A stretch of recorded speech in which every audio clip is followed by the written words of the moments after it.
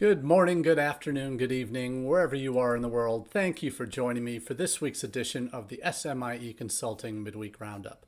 I'm your host, Marty Bennett, and today on the Roundup, we're going to be answering 3 questions we've been hearing from international educators over the last 7 days.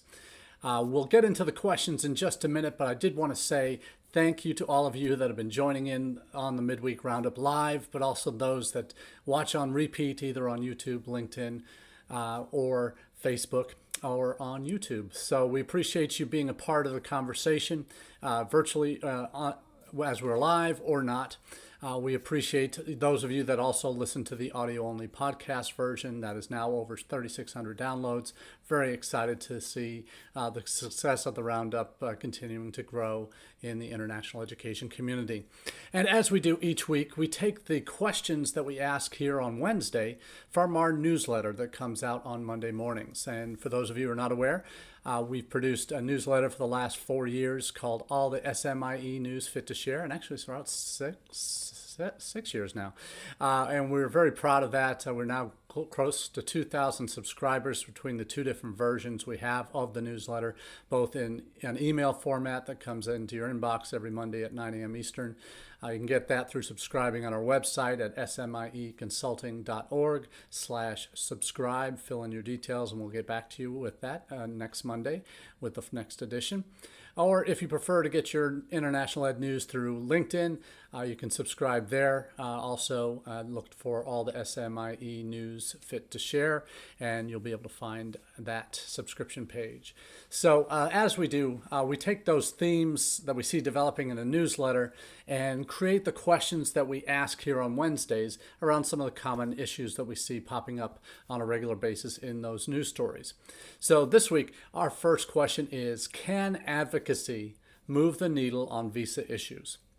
Now, international education has really prided itself on having strong advocacy groups to go fight the battles we need fought as an industry with our elected representatives and with the relevant federal departments on campus that in the U.S. government that impact and define policy related to international students and international education. And there are a number of different groups that do that. The membership associations like NAFSA, ACE, AIEA, AIRC, International ACAC, NACAC, and a variety of other APLU, AACSU. All of these membership organizations for higher ed members are very important in the overall scheme of things. There are probably 17 to 20 odd organizations that are national organizations that have advocacy elements in them. There is also the President's Alliance and the Alliance for Academic and International and Academic Exchange. There are also groups. We now have this coalition, U.S. for Success Coalition. That's kind of an umbrella group for all of these advocacy efforts that has been fighting the good fight for us on Capitol Hill for international ed issues. In the past, the Alliance and President's Alliance have had, and NAFSA and International ACAC, NACAC have all had advocacy days where groups of members go to the Hill and meet with their elected representatives. So there's been a strong tradition of this in international education.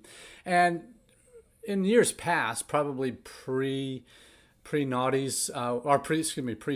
we saw international education into the maybe late 90s, early 2000s as a white hat issue. And in political terms, that means it's pretty much a bipartisan issue when it comes to support for international education efforts. What has happened in certainly the teens, certainly in the last 8, 9, 10 years, is those international education issues, particularly for inbound students, have often got intertwined with a lot of the politics around immigration. So it has become a much more since immigration has become a much more divisive issue politically across the United States. Unfortunately, international education has kind of got swept up in that and often gets included in very anti-immigrant legislation. Certainly the previous President Trump under his administration from 2020 2017 to 2021 really had that as part of their DNA in terms of the messaging and a lot of the initial steps they took with executive orders in the first days of their administration in January 21, the Muslim travel bans that were implemented into 7 countries, 3 of which weren't Muslim. But those countries really kind of started reality of a very much a policy perspective in the previous administration of anti-immigration. Those might be changing. Times may be changing on those fronts. We've seen some movements on both sides to kind of make it a little easier for international students to make their way here and potentially stay here. But those are all down the road pieces that may require further action. But there are 2 kind of main issues that are bubbling to the surface now when it comes to visa issues. We saw in the past year there had been a report that Shorelight had been a part of, along with a number of other related groups that looked at visa denial rates in the global south. That for particularly in Africa, there was data that shared that there was 57% of African students were being denied visas. There's all sorts of challenges to the kinds of denial rates that you see published, which the State Department really doesn't do, but they've been able to. Some groups have been able to discern that. So there's that group when it comes to visa rates, denial rates for visas for students in Africa, in the global south. And there's also been the more recent issues, which seem to be perennial issues lately, of extensive visa wait times, particularly in South Asia and India in particular. India has been kind of a shining light in recent years because of the rapid growth of Indian applicants coming to the United States, or at least applying for access to the United States for study. We've seen the numbers grow in terms of Indian students coming over the last decade, that they now have surpassed China as the overall largest sending country to the United States. The graduate enrollments have really been driven, and overall international student number growth has been driven largely by a huge growth in Indian graduate enrollments. And the current ambassador to India has Eric Garcetti, former mayor of Los Angeles, has had a really successful PR campaign in terms of developing, and he keeps claiming how Biden tasked him from day one to sort out that visa mess in India. They've had the opening of a new consulate in Hyderabad with many more windows for student interviews, where 80% of U.S.-bound Indian students come from the AP and Telangana states in India. That has helped, but still so much more is needed. The wait times are 100, 200 days for some students that are applying now for student visa appointments at embassies and consulates in South Asia.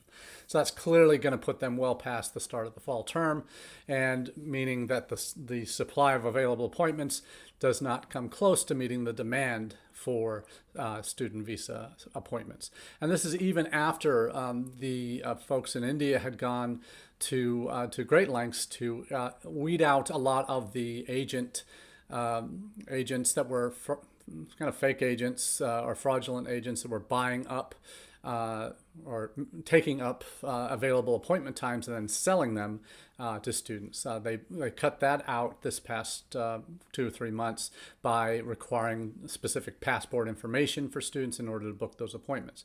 Whether they've just figured out a workaround to get any number of valid passport information from potential applicants, not actual applicants yet, that might be the case. But in any way you look at it, the supply of available appointments is not meeting the current demand for visas in most of South Asia.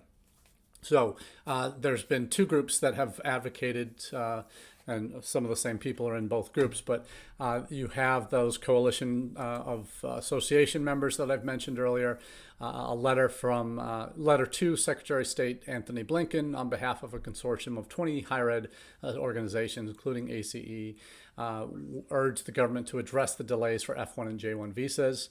He wrote that some students are being offered initial interview appointments 100 to 200 days after they apply. And that's not only hurts the students that are trying to secure their papers before the start dates of their academic year in the fall. And the article in Inside Higher Ed also goes on to say that some enrollment-dependent institutions rely on these new students for financial survival. So we'll see. That's a letter directly to Anthony Blinken on behalf of these association members. And there is also the separate group that is related to the visa denial rates in South Asia. Interestingly, this particular effort has also gotten the backing of a group of largely, I think almost exclusively Democratic representatives, senators, 7 senators led by Senator Pete Welch from Vermont. I have asked Secretary Blinken again to update their student visa adjudication guidance to ensure that all qualified students have an equal opportunity to continue their academic journey in the U.S. They cite data on the past 8 years obtained on the visa rates, denial rates for students from African countries, significantly higher than from other regions in the world, and that's there is a need for greater transparency, greater equal access to a U.S. higher education through a student visa that the student visa allows. So they're asking, the senators are asking the State Department to ensure guidance to staff that are doing the interviews, those kind of fresh out of the boat foreign service school, employees. The first assignments are typically as visa officers, consular officers.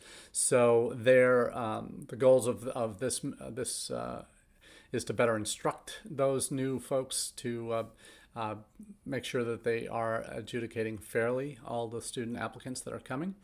And so that's really something that is seeing a real uptick in interest in the higher ed community to put pressure on State Department to better have a better and more even-handed approach toward the visa adjudication process for students from the Global South. So that's certainly risen up on the radar. Does it make a difference? Does it move the needle? I think so. I think whenever you have senators also putting pressure on the State Department, not just the associations, I think that certainly can help improve access to change in these student visa categories. So we'll keep our fingers crossed on that.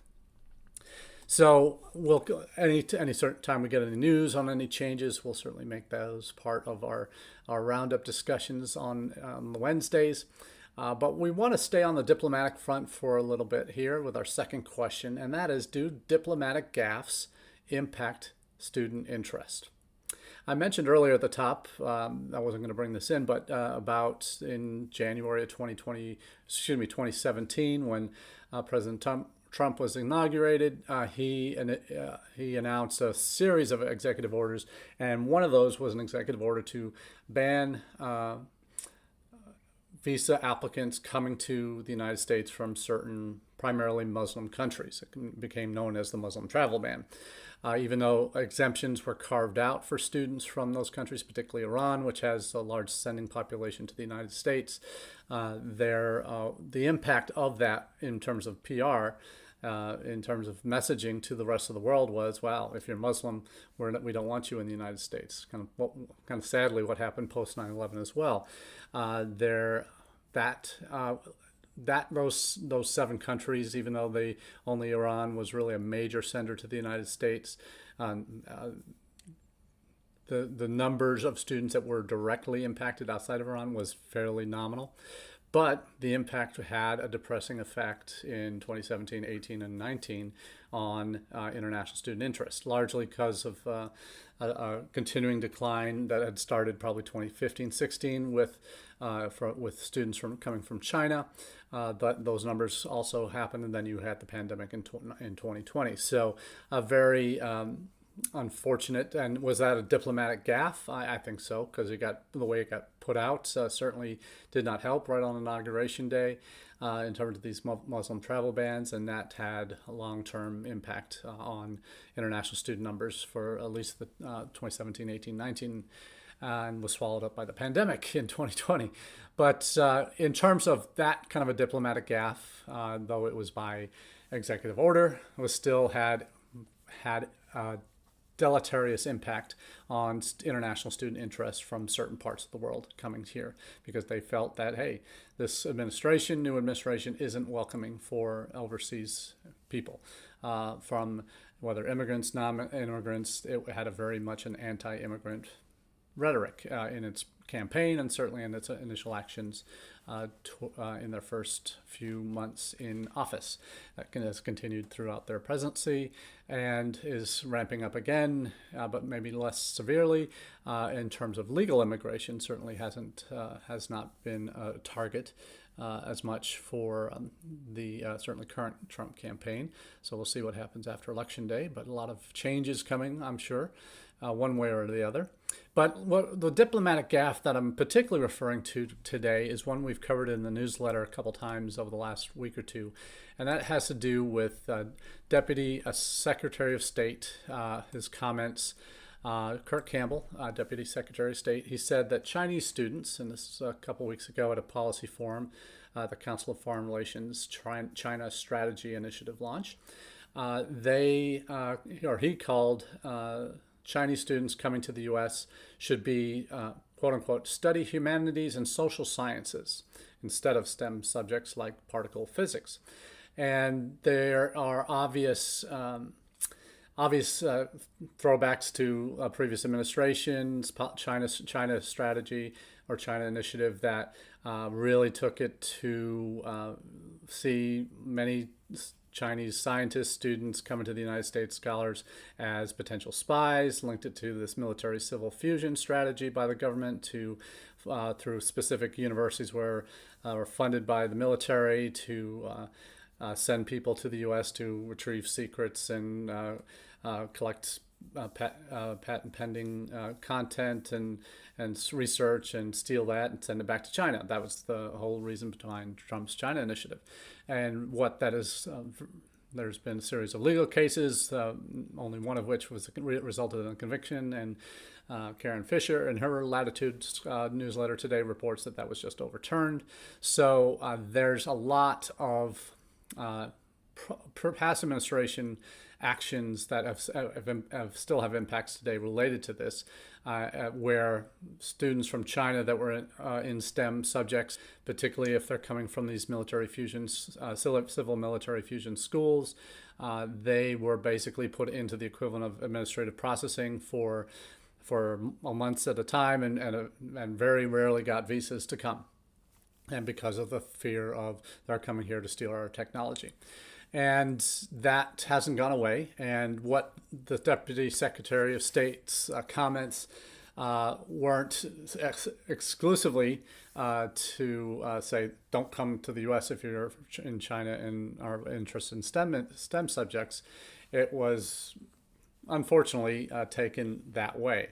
And some publications in China, to nobody's surprise, who's been in the industry for more than a minute, they picked up on those comments and called Campbell's words U.S. racism and arrogant in another column. And that's a piece from South China Morning Post, based in Hong Kong, but certainly a mouthpiece in many respects. China Daily picked up on this, China Times, also Chinese Communist Party mouthpieces in country.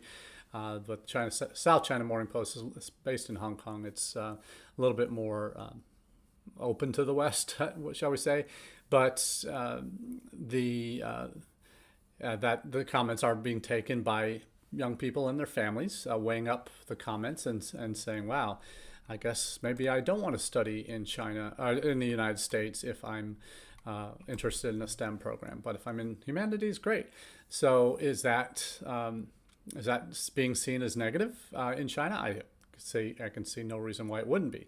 To say that, hey, but the encouraging piece of it is that we want to see more humanities, social scientists from China coming to the U.S. Great. I'm sure all of us in the United States would welcome that, but not to the expense of not having also quality Chinese students coming in the STEM subjects.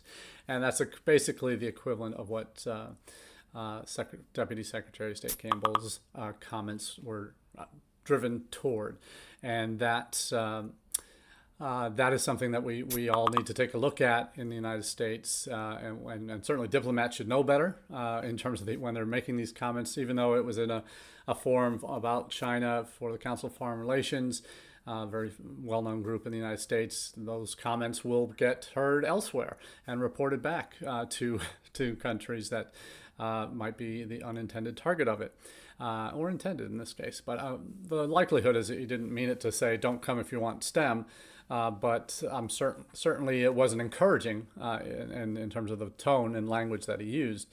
So the realization is that, hey, his comments did not go down well to students in China that want to come and be studying the STEM fields and research fields that are STEM heavy.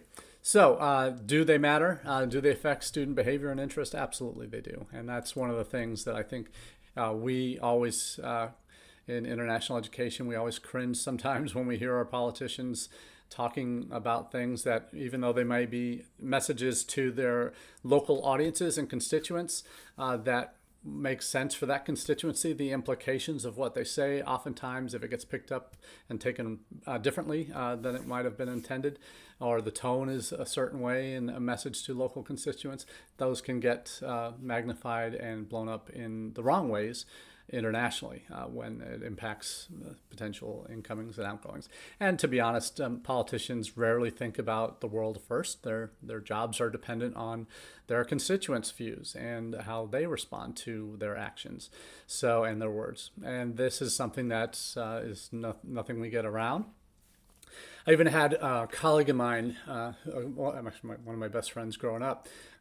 We went to high school and university together, grad school together, and he went into the Foreign Service. He's been in the State Department off and on in DC posts and around the world posts for well over 25 years now. And probably now 30 years now, yeah. And he told me first that in terms of policy, State Department wise, from a State Department perspective, when, for example, President Trump came to office and his policy was America first in terms of how the State Department was directed to implement foreign policy initiatives that took that into account as a U.S. foreign policy first, or America first. That he said that's really not, that approach really wasn't all that much different than previous administrations. Some of the implemented actions he did correct, like the Muslim travel bans were significant, and it's all about presentation in terms of how he talked about it. But in terms of similar policies, there weren't dramatic differences. So these diplomatic gaffes do matter. So last question of the day in terms of what we'll cover here on the Roundup is the question of international student caps and whether they are the answer at individual universities. Now, we've seen this obviously with what Canada did last year when they announced the 30% cap or reduction in their international student study permits that were going to be issued for this year, 2024, and for 2025. And we've seen Australia announce a net migration cap or reduction of 50%, and that's not just for students, it's overall. And we've seen the dependent study ban in the UK result in a significant drop in visa applications, 28% I think it was most recently for the coming fall term for deposits. So the countries have certainly started to take that cap question very seriously.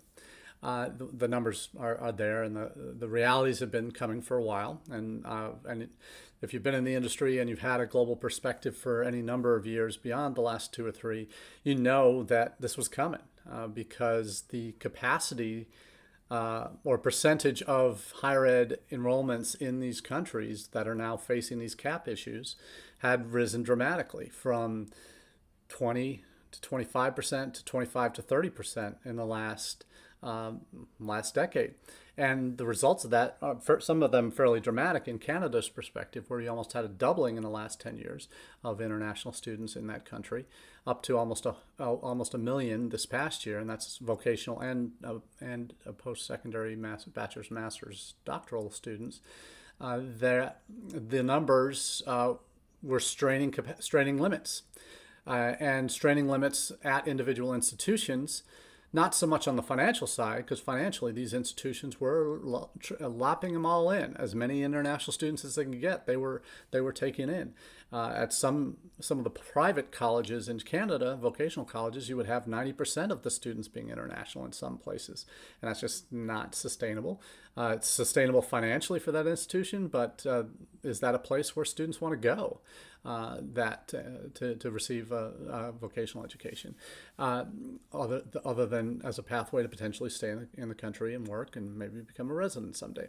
So the countries have had, as a result of the kind of the lack of regulation on or lack of restraint, maybe it's a better term, on the behalf of the universities that are in colleges that have been enrolling these students, to bring in more students than they could handle.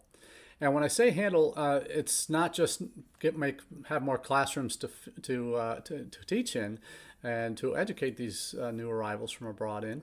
It's having having a realization, a moment, and to look beyond their bottom line as institutions, to think about the implications to bringing so many more students in from abroad that require housing, that require local services not provided by the university, health services, transportation, all these other things, work permission, all of these things, on the local communities that they weren't ready for. It's as an institution, you're bringing them in, your responsibility to teach them, but the knock-on effects at most institutions in Canada, UK, Australia, where they're dealing with these cap issues, they didn't have the housing to take care of these students. They never thought about the implications on their local communities on housing and services that these students would need as new arrivals from abroad, and the potential impacts long-term at the institutional level and at the vocational level, at social level economically in those countries, how they would cope with all these extra students from abroad. So you now have a situation where these countries have had to make caps, and the reality is many of these institutions are now thinking about imposing caps on the number of international students that they're going to enroll. And there's a really, I think, useful article here from ICEF Monitor. And it says, what is the right balance of international enrollment in post-secondary education? And it goes through the design and implementation of enrollment caps, not like we've been talking about at the national level in these countries, but about individual institutions, what they have kind of wised up and said, wow, we don't have purpose-built housing in a big enough supply on our campus, if at all, for our overseas students. We need to be better partners in our communities to work with them town and gown in terms of developing housing that's more that brings rents down, is more accommodating, and can provide for all the needs of the community, not just international students, which clearly aren't served well by the lack of housing in many of these communities. We don't have that problem in the United States largely because our campuses are, in the larger part, are designed as residential institutions where we have purpose-built housing on our campuses or right near us that we work. Our institutions work with investor groups to build housing that are kind of residential, commercial places with restaurants and other services on the first floor of apartment buildings, and then 3, 4, or 5 levels of housing above that. So we kind of know how to do housing well for international students and for our domestic students, because that's part of the culture here. It's not in most other countries.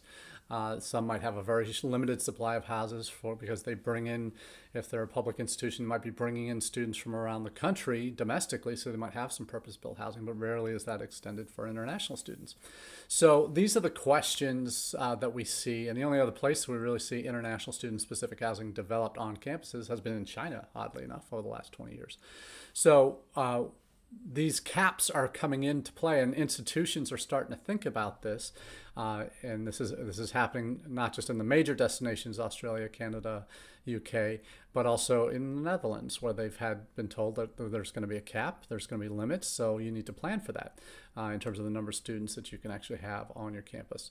There's the Vice Chancellor of Deakin University in Australia, who we also profiled last week, that they are the first institution anywhere to open up a campus in India for their purposes as part of the new national education policy in India. They have argued for an alternative to a government mandated cap, that this Vice Chancellor has proposed that each Australian university would voluntarily hold its foreign student numbers below a benchmark of 35% of total enrollments.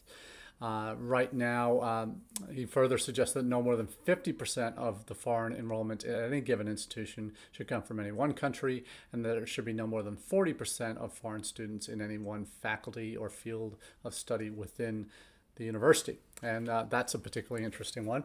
I know that in a lot of U.S. schools, particularly those that practice CPT Day 1 at master's level, a lot of business programs that are seated programs still tend to be heavily dominated by students from one country, and you know which country I'm talking about.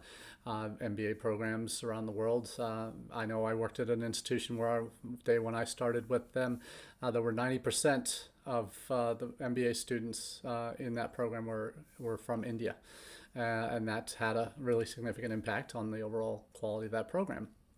So to have a cap of 40% of foreign students in any one program of study certainly would have significant implications, not only in these countries, Australia, UK, and Canada, but in the US if we were to ever go that route. And is that a bad thing to have these conversations? And I would say no. I mean, to institutions that have really ridden the gravy train for a number of years and have really benefited financially as institutions by bringing in all these additional students, a lot of times the balance isn't factored into the conversation in terms of where these students are coming from. We don't care; they're paying their bills, so the more the merrier.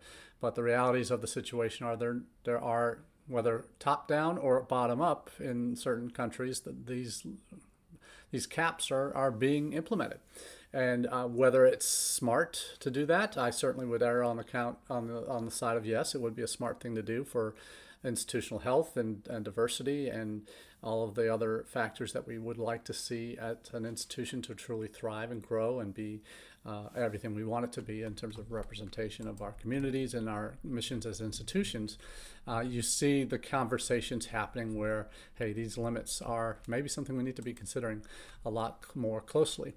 And there are a couple articles that were in the newsletter this week particularly from the UK, talking about platforms with the new Labour government, what that's going to mean, and limits and financial difficulties that are going to be new realities for institutions, and what that means for new numbers coming in. So there's going to be a lot to happen there in the English language sector in the UK. They are restricted right now. They can't really grow more because of housing, bed shortages, and a lot of the beds that English language programs rely on are short-term housing places, host families. There just aren't enough of those beds available. So those are some of the real things. 7,000 more beds were needed from 91 English UK members.